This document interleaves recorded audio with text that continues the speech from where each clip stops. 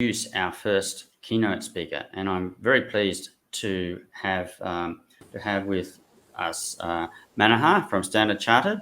Manohar, I think you've taken on the mantle that Dr. Sebastian Vedanivsky left you in regard to the API capability at Standard Chartered, and I'm certainly impressed with how Standard Chartered has applied an approach to this globalization versus localization across the many countries that you operate in. So I'm invite you to share your screen and share with us how is open banking changing the landscape in finance. Thank you, John. Thanks all of them who have joined early in the morning. Very privileged to be part of this setup, API Days. I always think APIs is the future for our economy. And what I will also talk about is how I'm going to talk about some foundation and also some understanding how business is looking at connecting to players and how banks are actually working towards getting this some of the ones going. So what I'll do is Manohar, can you put your screen in full screen mode, presentation in full screen mode? Yeah, I'll do that. I'm just doing the presentation, sharing the presentation now. Okay.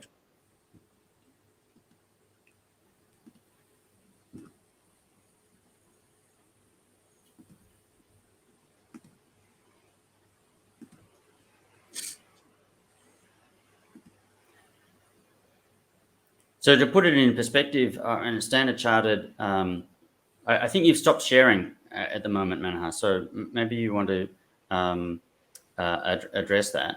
But just to put it in perspective, Standard Chartered operates across 40 countries, or is it more than that? Yeah, we operate in 60 plus countries. But from a consumer perspective, we operate in close to around 25 countries. Mm-hmm. And across Africa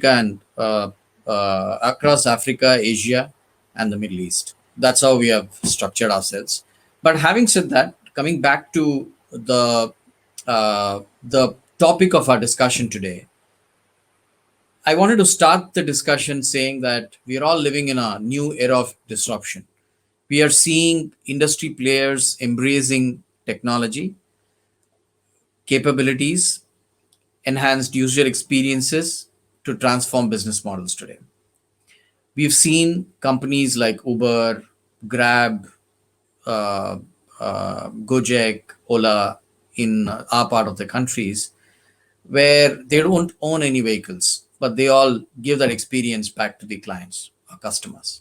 Similarly, we've seen Facebook with no content, and Facebook and beyond. In China, you have other social tools, which creates no content, but it's the world's most popular media, right? Similarly, it can be Alibaba, Shopee, Flipkart.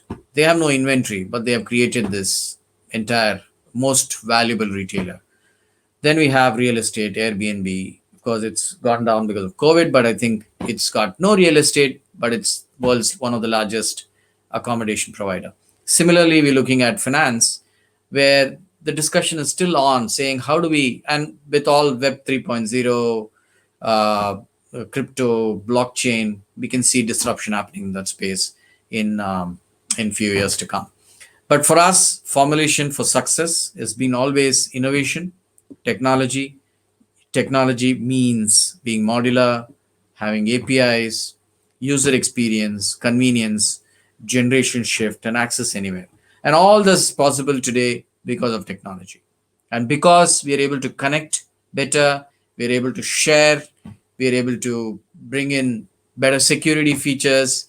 So that becomes easier for clients and customers to feel safer when they interact with the third parties outside their own domains.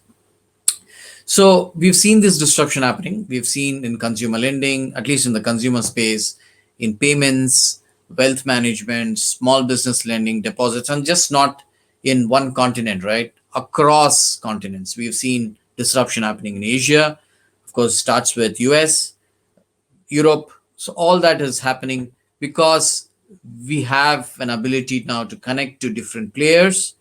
We're able to have open APIs being rolled out by governments themselves, the regulators themselves in many of the markets. We're able to now openly share data, and I'll give you some examples as we go along how this entire data economy works and what is the landscape. And maybe during the conference, a lot of people will speak about this, right? And we have seen this operating in different spheres. I will now jump to one second, just hold on.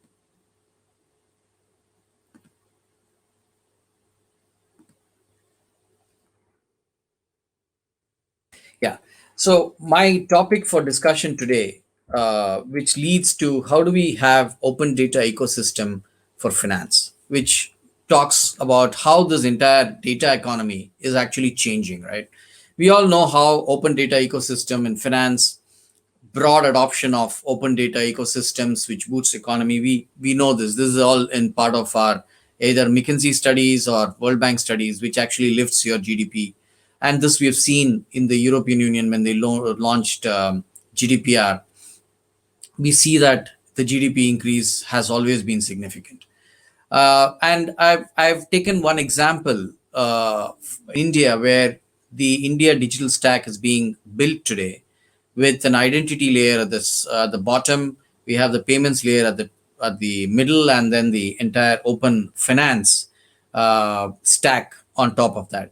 So I've given some examples as we go along. We will see some of the examples where there is a lot of discussion now on how we can get open APIs, how we can have open data which can be used to finance, bring in aspects of financial inclusion. Because in some of the markets we operate, it can be in India, Philippines, Thailand. We have large, and Indonesia. I mean, you have large populations where you have either underbanked segments or unbanked segments. How do we tap into by using this kind of technology, which has a combination of connecting to different players?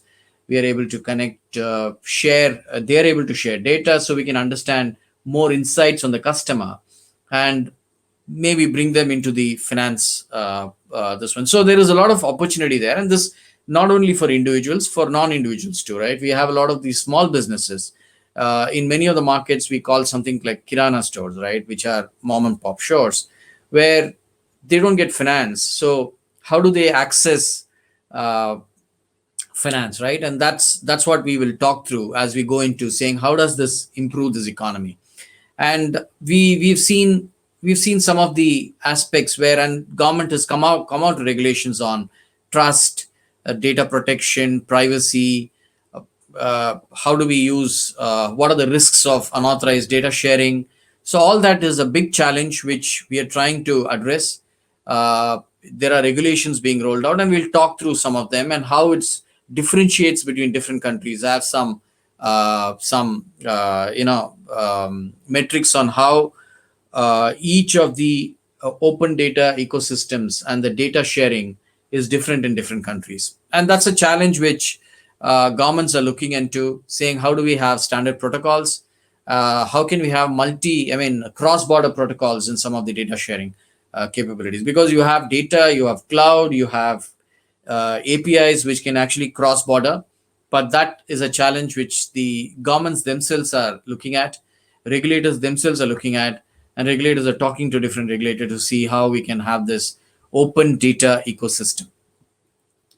I will take India as an example, where there's a lot, as I said, there's lots of change which is happening specifically in digital adoption.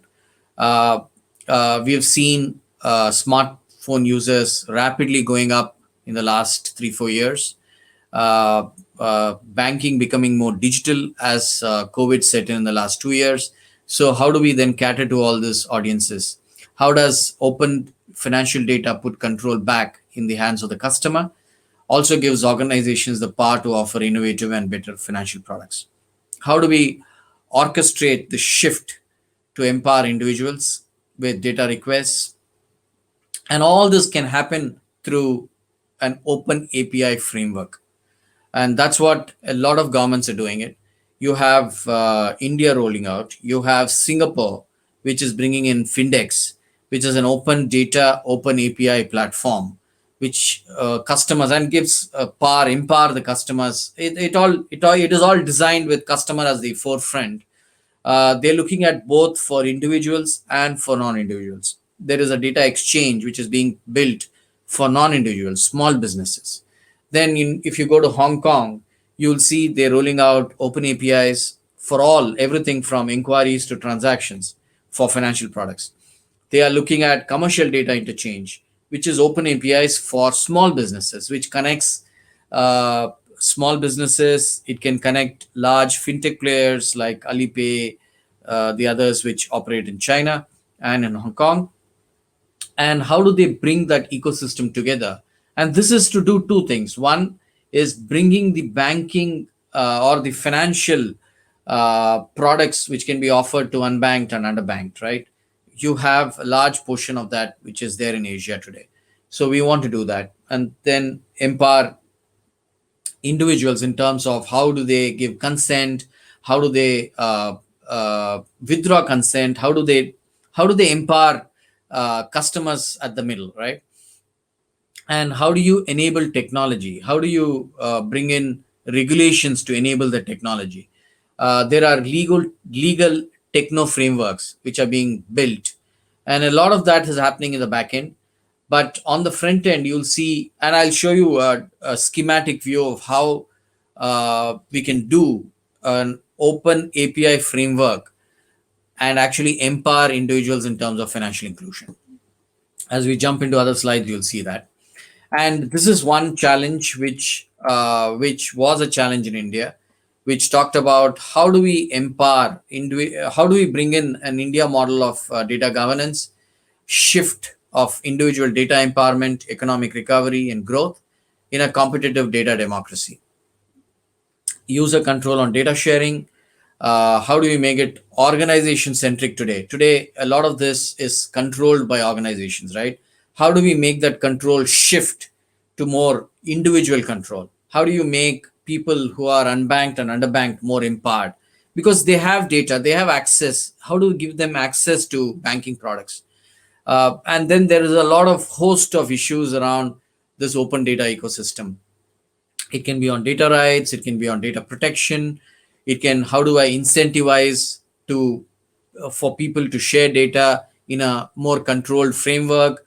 How do we manage usage of data in an open data system? How do we have informed consent in terms of how much time you can give for this consent? And how do you have a shared open infrastructure where we can bring in organizations together? Because a lot of people are not very it is not easy for people to, because data is the oil, right? I mean, it is a very important component for organizations today. How do they make them more amicable to the open data ecosystem? So these are some of the challenges which organizationally we face from a regulations governments themselves are trying to solve. And this is what I said, right? You have data empowerment today, which is an open data ecosystem, which transcends countries today. You have a data empowerment framework in India. You have a GDPR in the European this one, and then you have a CNIL and etc. in CNIL and others in France, which more or less dovetails to GDPR. Of course, open data sharing framework in UK.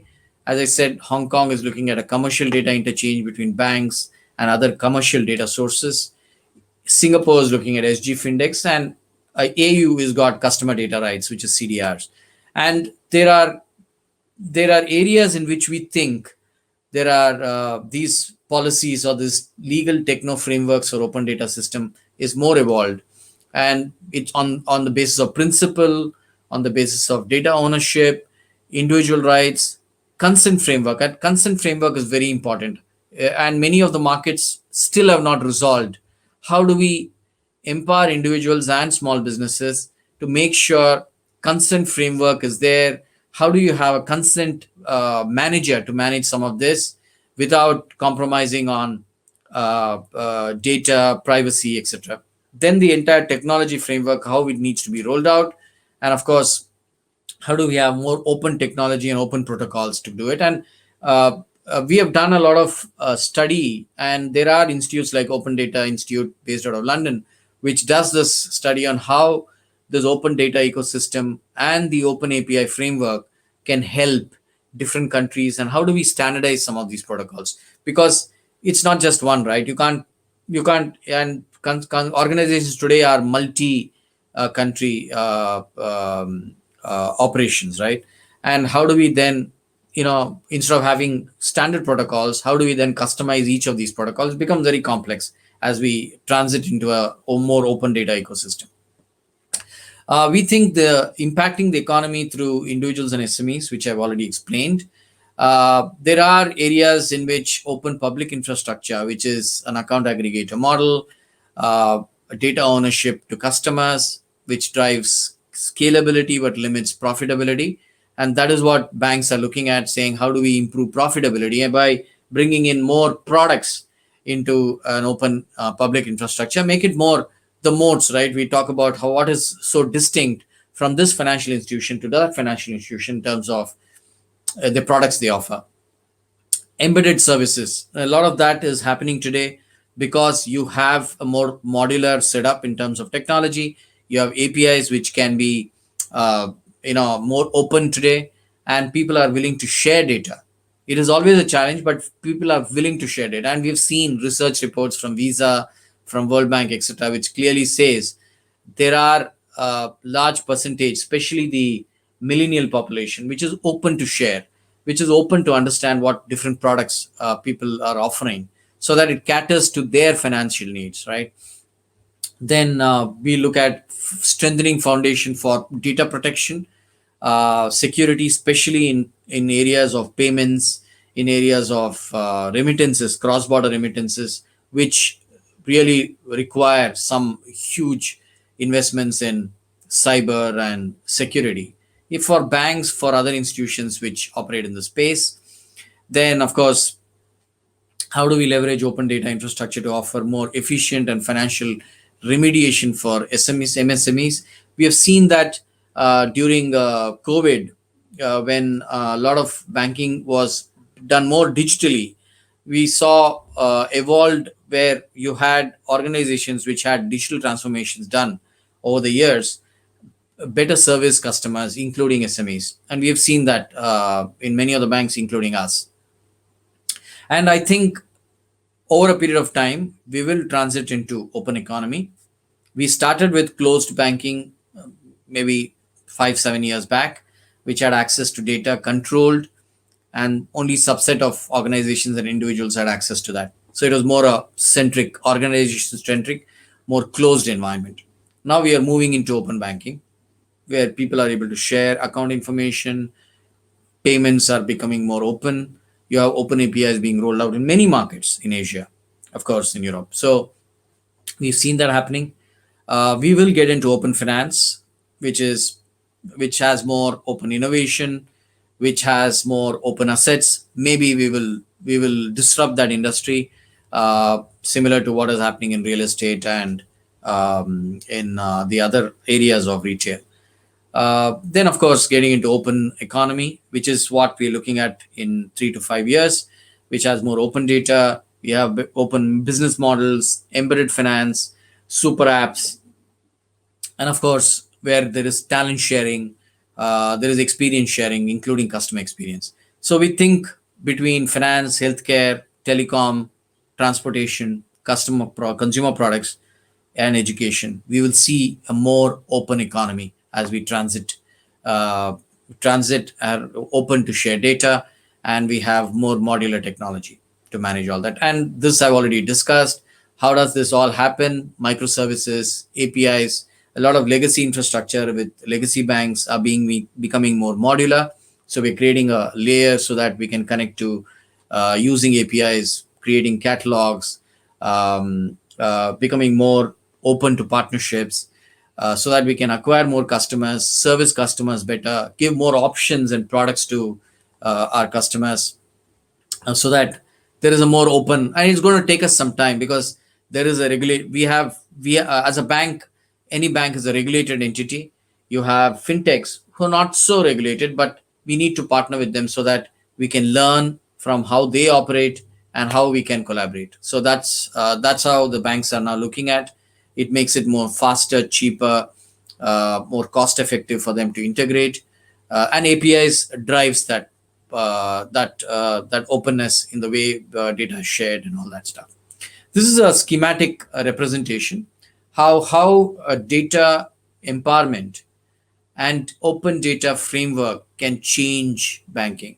And this is very similar to banking as a service, but it's more in the sense API driven, more open. You have a consent framework where consumers become the center of how they manage consent, how they give data access, and how fintechs today can collaborate with larger banks, and they can connect to core banking. They can leverage on banks' balance sheet to make sure that some of the products we can offer to consumers are much more easier. And it becomes very collaborative for banks and financial institutions to look at some of this.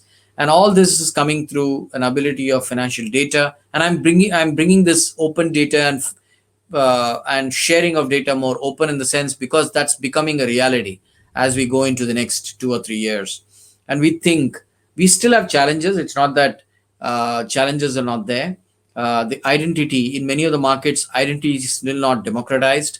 In India, if you see Aadhaar, in Singapore, you see SingPass, etc. These are more easier for people or banks to financial institutions to identify customers, so that you can make sure that the KYC process is properly aligned. We still have challenges in many of the large markets, which are still not done this on population scale. So we have that process issue.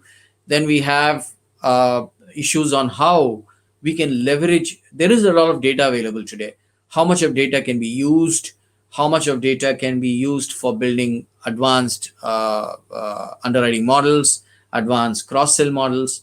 That's still under discussion, saying how do we make it more easier for banks to access this data and build advanced models, so that we can really differentiate customers, give them differentiated products and propositions.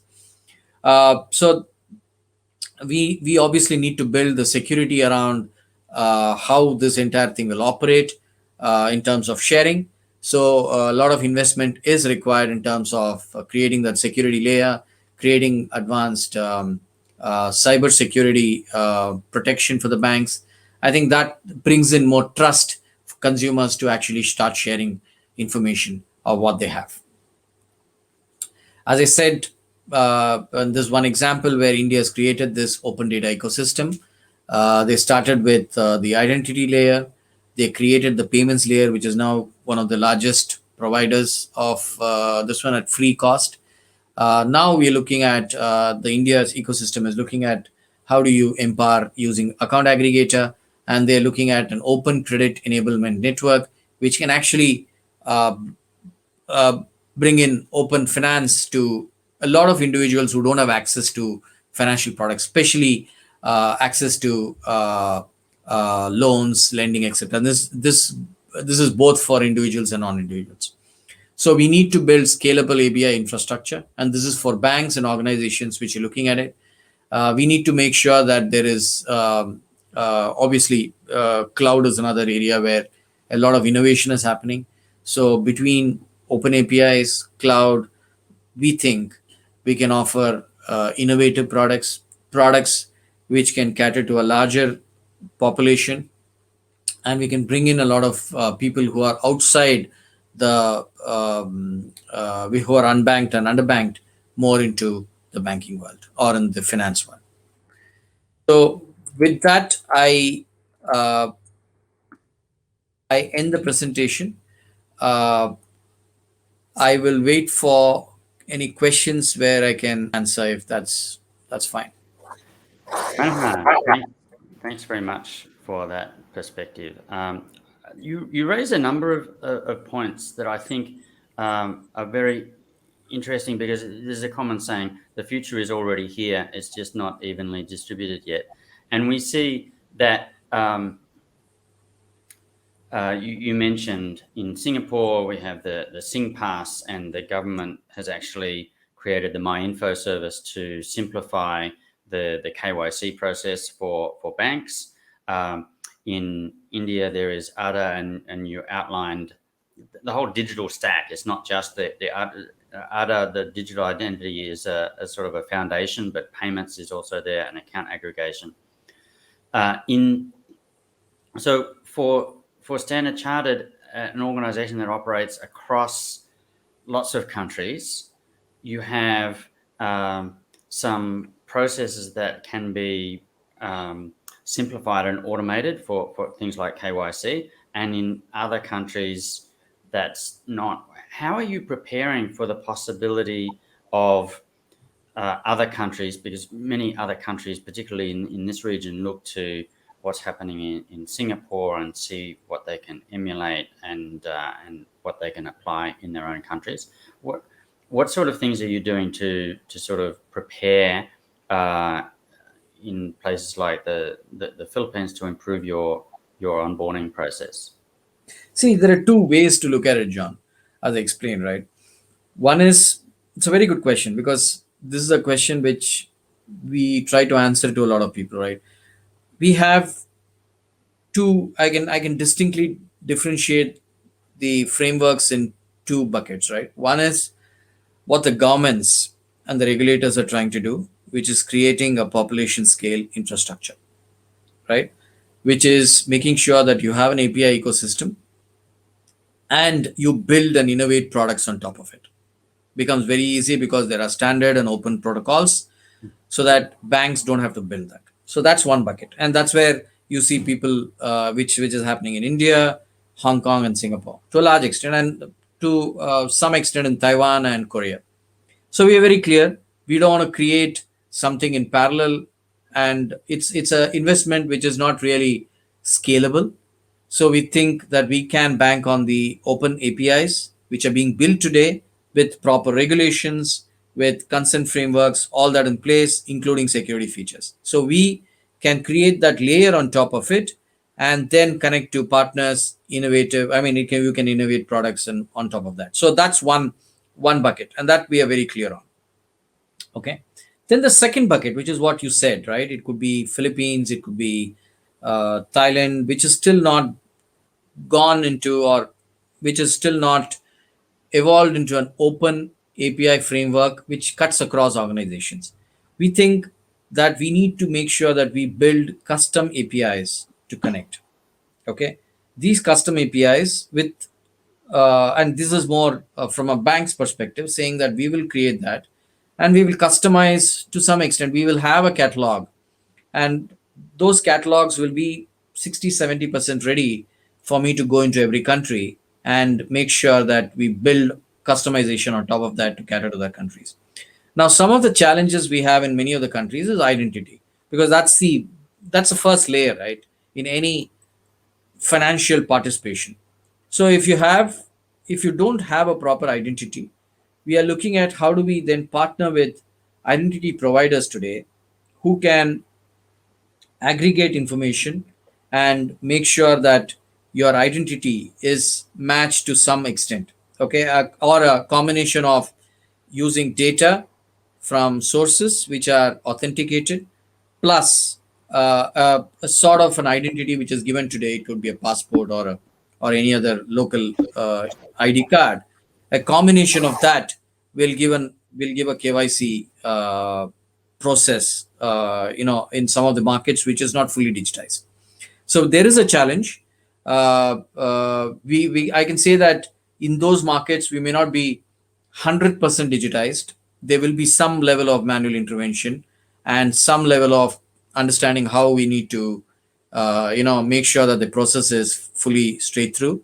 But there is a challenge which we are trying to address by tying in, or by partnering with providers who can actually aggregate information about the customer, and of course using some level of local IDs to match and make sure that the KYC process is done. Just to answer your specific question. Yeah. Okay.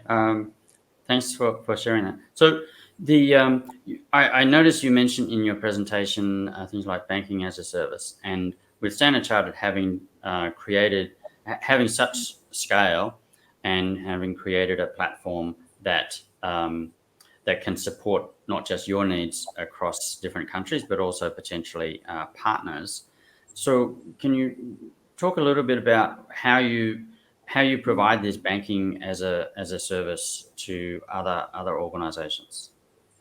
See, again, in banking as a service, there are two parts to it, right? One, if my provider has already got a loan management system, it becomes easier for us to connect and get that off. So that's one bucket. The other bucket is a lot of these providers don't have or don't have platforms to provide financial products to the customers, right? This could be e-commerce players or large taxi providers or super apps which are there in the market today.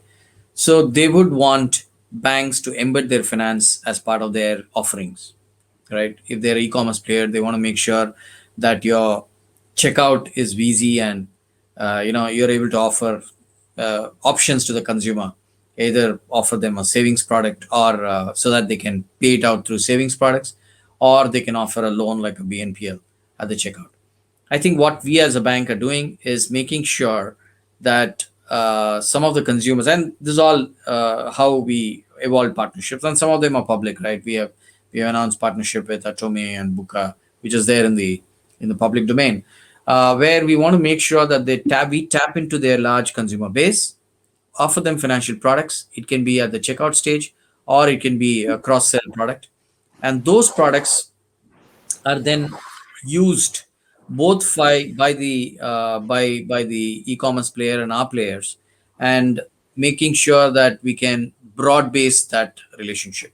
So we do a combination of course using APIs. API is the core of our bank's offering, and of course we want to make sure that all other aspects of the consumer, which includes KYC, which includes advanced credit models to understand whether the profile of the consumer which we are offering financial products are up to our standards, both standards, right? So those are some of the activities or processes we have embedded into our banking as a service. Yeah.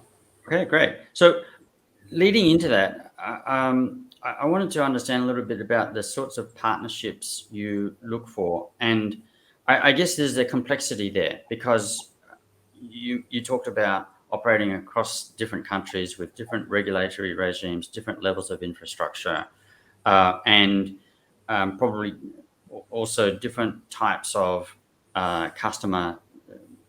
The characteristics of the customer segments are different across countries. I actually wanted to put you on the spot a moment. Just bear with me while I share my screen. I've got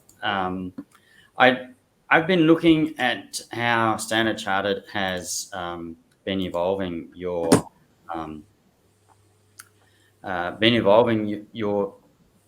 developer portal, the Access developer portal, and I think you continue to build on this. But what I notice here is you've got, if I go to explore APIs, I have to actually select which country I'm looking at, because you have different offerings in different countries reflects the maturity of those markets and the different segments. If I look at, say, just Asia for a moment, you've got, let's pick Indonesia, for example. You do account inquiry. Some of these are related to, actually, most of these are related to corporate. So, can you tell me a little bit about the sorts of partnerships you're looking for to help serve corporates? I may not be able to answer corporate, John, but yes, from a retail perspective, you will see a better catalog. From a consumer perspective, we will see a better catalog being developed in the coming months, where we want to make sure that we offer this catalog to partners who we partner with, As I said, some of the partners we've already tied up with includes large BNPL players like Atome. We have a tie up with Buka and a few other which are in the pipeline. So we want to make sure that we tap into partners which cuts across large retail industries, which includes e-commerce, travel, telecom, um, and some of the large retail providers who tie up with some of the large merchants. So there is a lot of discussion which is happening. Over the next few months, you will see catalogs being built which can connect to a lot of these players quicker, faster, and obviously will require some level of customization because, as you said, it's diverse number of countries which have diverse ways in which they interact with partners. So we will do some level of customization.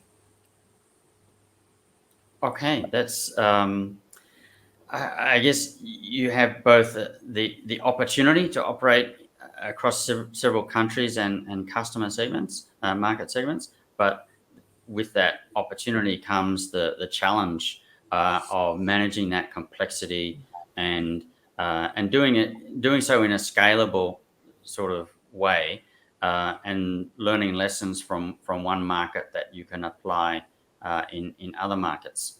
So looking forward to seeing how Standard Chartered continues to evolve your API open finance capabilities. And thanks very much for sharing that with us. Thank you. Thank you, John.